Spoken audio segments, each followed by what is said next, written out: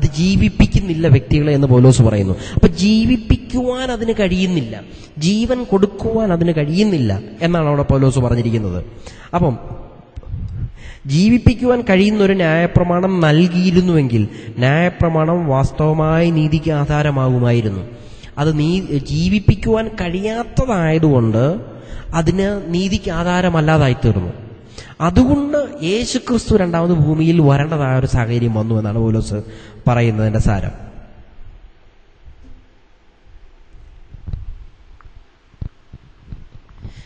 ഗലാത്യ ലേഖനം 3-ാം അധ്യായം അതിന് 24-ാമത്തെ വാക്യം വായിക്കുമ്പോൾ ഇങ്ങനെ എഴുതിയിരിക്കുന്നത്: അങ്ങനെ നാം വിശ്വാസത്താൽ നീതീകരിക്കപ്പെടേണ്ടതിന് ന്യായപ്രമാണം ക്രിസ്തുവിന്റെ അടുക്കിലേക്ക് നടത്തുവാൻ നമുക്ക് ശിശുപാലകനായി ഭവിച്ചു.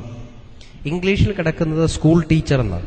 School teacher, school master, tutor എന്നൊക്കെയാണ് ഇംഗ്ലീഷിൽ കിടക്കുന്നത്. അപ്പം അങ്ങനെ നാം വിശ്വാസത്താൽ നീതീകരിക്കപ്പെടേണ്ടതിന് ന്യായപ്രമാണം ക്രിസ്തുവിന്റെ അടുക്കിലേക്ക് നടത്തുവാൻ ശിശുപാലകനായി ഭവിച്ചു. ശിശുപാലകനായി ഭവിച്ചു എന്ന് പറഞ്ഞാൽ നമ്മൾ പിച്ച വെച്ച് പതുക്കെ വചനം പഠിച്ചു വരുന്ന സമയത്ത് നമ്മൾ ന്യായപ്രമാണം പഠിച്ചു. അതിന്റെ പുതിയ നിയമത്തിന്റെ ബാക്ക്ഗ്രൗണ്ട് എന്താണെന്നും പഴയ നിയമത്തിൽ എന്താണ് ഈ പുതിയ നിയമത്തെ പറ്റി പറഞ്ഞിരിക്കുന്നതെന്നും യേശുവിനെ പറ്റി പറഞ്ഞിരിക്കുന്നതെന്നും ഒക്കെ പഠിക്കേണ്ടത് ആവശ്യമായിരുന്നു. അത് നമ്മൾ പഠിച്ചു. ഇനി പഴയ നിയമത്തിലല്ല നമ്മൾ കിടക്കണ്ടേ, ഇനി പുതിയ നിയമത്തിലാണ്. പ്രധാനമായി പറഞ്ഞാൽ നമ്മൾ സ്കൂളിൽ പഠിക്കുന്ന സമയത്ത് നമുക്ക് സ്കൂൾ ടീച്ചർ ഉണ്ടായിരുന്നു. ആ സമയത്ത് നമുക്ക് 1-ാം ക്ലാസ്, 2-ാം ക്ലാസ്, 3 മുതൽ 10 വരെയുള്ള ക്ലാസ്സുകളിൽ നമ്മൾ പഠിപ്പിക്കുന്ന സമയത്ത് സ്കൂൾ ടീച്ചർ നമുക്ക് ആവശ്യമാണ്. ആ ടീച്ചർ നമ്മളെ കാര്യങ്ങൾ പഠിപ്പിച്ചു തന്നിരുന്നു. കാര്യങ്ങളൊക്കെ ശരിയാണ്. ആ സ്കൂൾ ടീച്ചർ മുഖേനയാണ് നമുക്ക് കാര്യങ്ങൾ പഠിക്കാൻ പറ്റിയത്. എന്നാൽ അതിന്റെ 25-ാമത്തെ വാക്യത്തിലേക്ക് വരുമ്പോൾ പൗലോസ് ഇങ്ങനെ എഴുതിയിരിക്കുകയാണ്: വിശ്വാസം വന്ന ശേഷമോ ഇനി നാം ശിശുപാലകന്റെ കീഴിലല്ല. നമ്മൾ പഠിച്ചു കഴിഞ്ഞതിന് ശേഷം പിന്നെ സ്കൂൾ ടീച്ചറിന്റെ കീഴിലാണോ? അല്ല. ടീച്ചർ ഉണ്ടായിരുന്നു. ഒരു കാലത്ത് നമ്മൾ ശിശുവായിരുന്നപ്പോൾ നമുക്ക് ടീച്ചർ ഉണ്ടായിരുന്നു നമ്മളെ പഠിപ്പിക്കുവാൻ. എന്നാൽ ഇപ്പോ പൗലോസ് 25-ാമത്തെ വാക്യത്തിൽ പറഞ്ഞിരിക്കുകയാണ്: വിശ്വാസം വന്ന ശേഷമോ, നമ്മൾ സത്യങ്ങളെല്ലാം തിരിച്ചറിഞ്ഞു, യേശുവിൽ നമുക്ക് വിശ്വാസം വന്ന ശേഷം ഇനി നമ്മൾ ശിശുപാലകന്റെ കീഴിലല്ല. എന്ന് വെച്ചാൽ പഴയ നിയമത്തിന്റെ അണ്ടറിലല്ല. പഴയ നിയമം മുഖേന നമ്മൾ യേശുവിന്റെ അടുത്ത് വന്നു, സത്യമാണ്. പക്ഷെ ഇനി വിശ്വാസം വന്നു, യേശുവിനെ നമുക്ക് തിരിച്ചറിഞ്ഞു, സത്യങ്ങൾ മനസ്സിലായ ശേഷം ഇനി നമ്മൾ പഴയ നിയമത്തിലല്ല. സ്കൂളിൽ പഠിച്ചു 10-ാം ക്ലാസ് കഴിഞ്ഞു, അല്ലെങ്കിൽ ഡിഗ്രി കഴിഞ്ഞു, അവന്റെ സർട്ടിഫിക്കറ്റ് കിട്ടിക്കഴിഞ്ഞിട്ട് പിന്നെയും ആ ടീച്ചറിന്റെ അണ്ടറിലല്ല വന്നിരിക്കുന്നത്. ഇനി ആ സർട്ടിഫിക്കറ്റ് വെച്ച് അവൻ അവന്റെ ജീവിതം മുമ്പോട്ട് നയിക്കേണ്ടത് ആവശ്യമാണ് എന്നാണ് പൗലോസ് ഇവിടെ പറഞ്ഞു വരുന്നത്.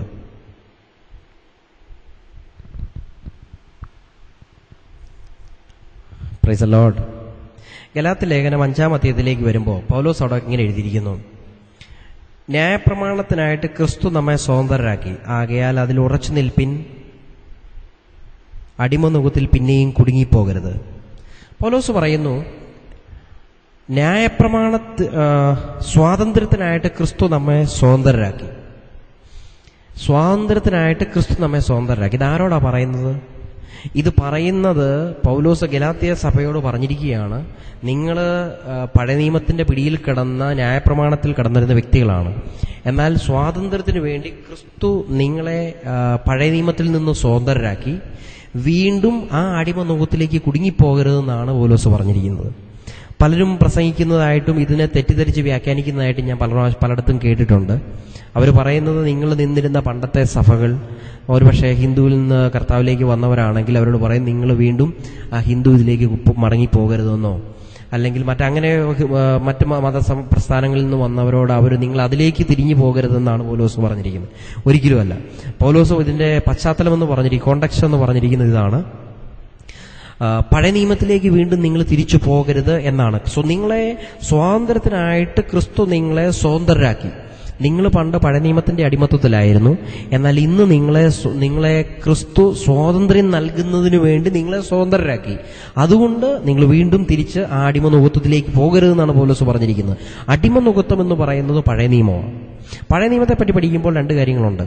ഒന്ന്, പഴയ നിയമത്തിൽ നിൽക്കുന്ന സകല വ്യക്തികളും, ദാവീദ്, മോശ, ഏലിയാവ്, പഴയ നിയമത്തിലുള്ള സകല വ്യക്തികളും ദാസന്മാരാണ്.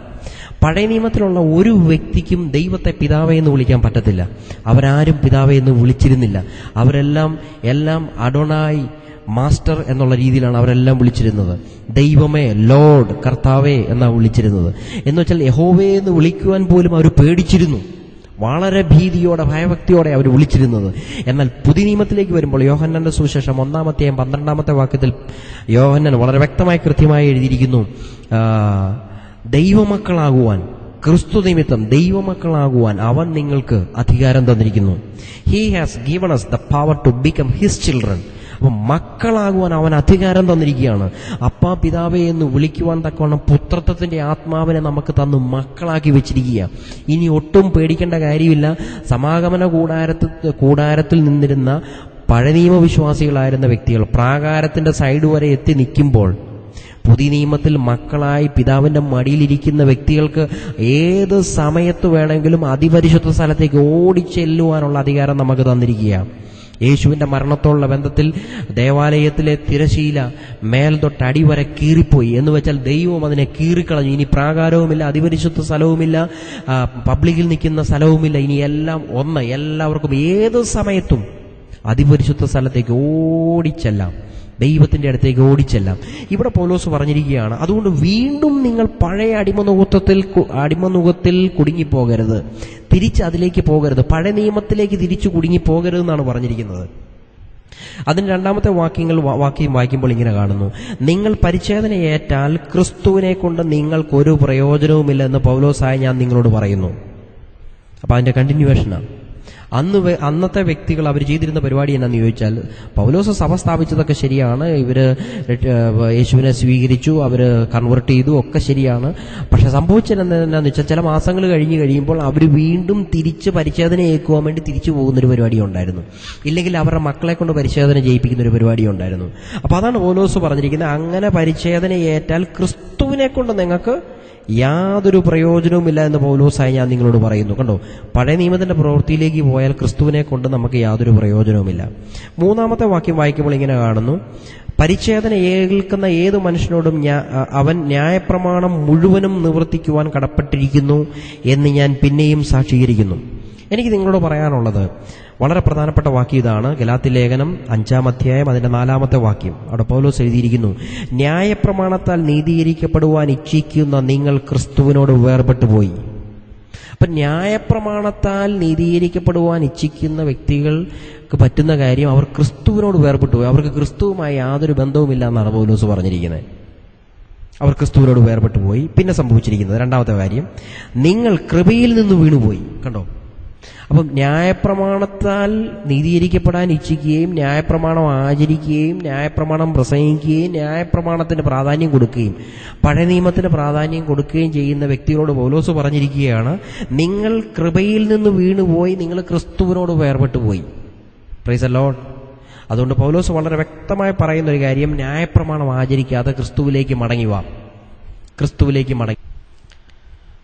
Price the Lord.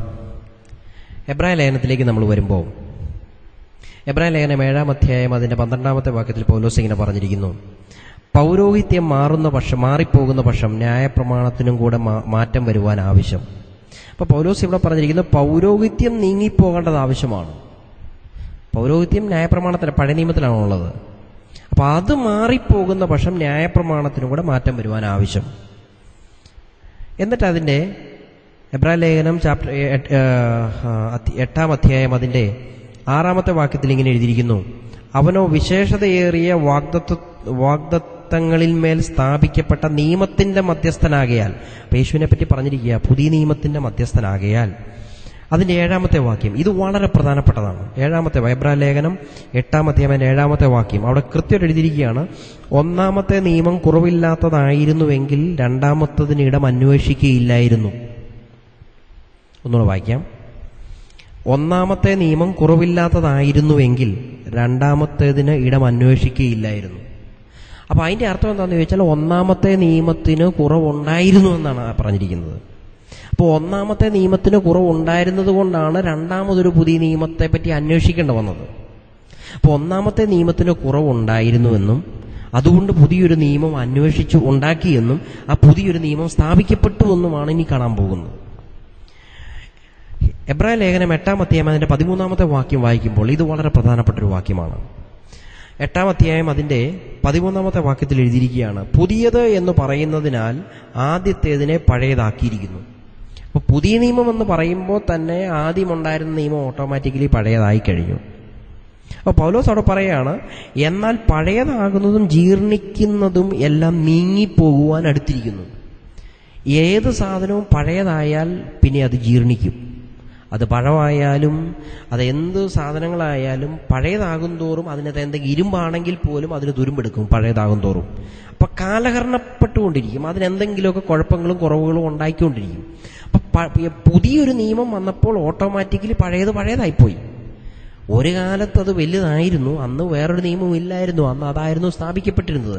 പക്ഷെ പ്രശ്നം എന്തെന്ന് ചോദിച്ചാൽ ആ നിയമത്തിന് കുറവുണ്ടായിരുന്നു, അതുകൊണ്ട് പുതിയൊരു നിയമം സ്ഥാപിക്കപ്പെട്ടു. വളരെ കൃത്യമായിട്ട് ഇവിടെ പൗലോസ് പറഞ്ഞിരിക്കുകയാണ്. അതുകൊണ്ട് പഴയതാകുന്നതും ജീർണിക്കുന്നതുമെല്ലാം നീങ്ങിപ്പോകുവാൻ അടുത്തിരിക്കുന്നു. അന്ന് പൗലോസ് പറയുമ്പോൾ പൗലോസിന്റെ കയ്യിൽ വേറൊരു പുതിയ നിയമം എന്ന് പറയുന്നൊരു പുസ്തകമില്ല. ഇന്ന് നമ്മുടെ കയ്യിൽ പുതിയ നിയമമുണ്ട്. അദ്ദേഹത്തിന്റെ കയ്യിൽ ആകെ ഉണ്ടായിരുന്നത് പഴയ നിയമമാണ്. അത് കയ്യിൽ വെച്ചുകൊണ്ട് താൻ പറയുകയാണ്, പഴയതാകുന്നതും ജീർണിക്കുന്നതും എല്ലാം നീങ്ങിപ്പോകുവാൻ അടുത്തിരിക്കുന്നു. എന്ന് വെച്ചാൽ പുതിയതൊന്ന് എത്തിക്കഴിഞ്ഞിരിക്കുന്നു, യേശുക്രിസ്തു നിമിത്തമുള്ള പുതിയതൊന്ന് വന്നു കഴിഞ്ഞിരിക്കുന്നു എന്ന് പൗലോസ് ഇവിടെ ഉറപ്പിച്ചു പറയുകയാണ്. എനിക്കിനി പറയാനുള്ള വളരെ പ്രധാനപ്പെട്ടതാകുന്നൊരു വാക്യം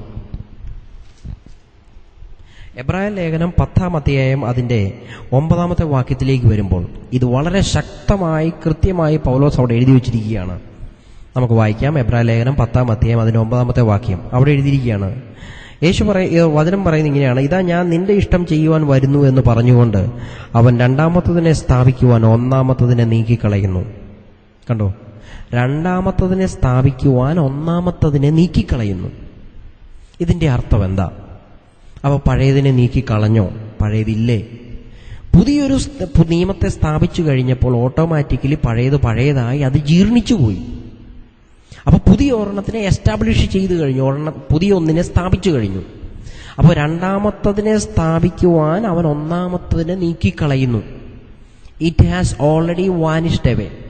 അത് ഓൾറെഡി നീക്കപ്പെട്ട് കഴിഞ്ഞു. Praise the lord. അപ്പോൾ പുതിയൊന്ന് സ്ഥാപിച്ചു കഴിഞ്ഞു. അത് യേശുക്രിസ്തു തൻ്റെ രക്തം നിമിത്തം സ്ഥാപിക്കപ്പെട്ടതാണ്. ശരിക്കും പറഞ്ഞാൽ എന്താ ഇതിൻ്റെ അർത്ഥം? എങ്ങനെയാണിത് സ്ഥാപിക്കപ്പെടുന്നത്? നമുക്കറിയാം, ഇന്നൊരു ഗവൺമെൻറ് ഇവിടെ ഉണ്ടെന്ന് വിചാരിക്കുക. ആ ഗവൺമെൻറ് പുതിയ